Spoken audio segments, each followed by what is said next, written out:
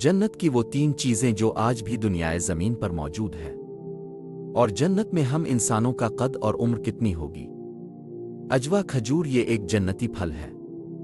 احادیث کے مطابق اجوا دنیا میں جنت کا پھل ہے، جس کا درخت نبی کریم نے اپنے دست مبارک سے لگایا تھا، اور آج بھی یہ مدینہ منورہ کی عمدہ ترین، انتہائی لذیذ اور مہنگی ترین کھجور ہے۔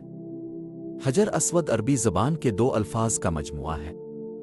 حجر عربی میں پتھر کو کہتے ہیں اور اسود سیاہ اور کالے رنگ کے لیے بولا جاتا ہے۔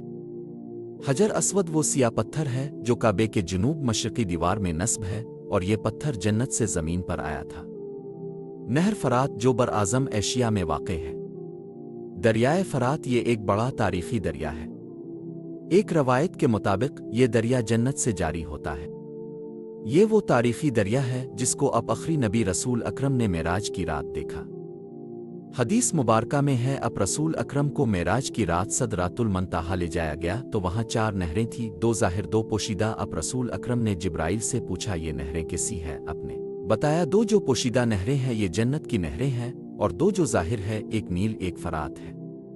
اور اس نہر کا خشک ہو جانا اور اس میں سے سونے کا پہاڑ نکلنا یہ بھی قیامت کی ایک بڑی نشانی ہے۔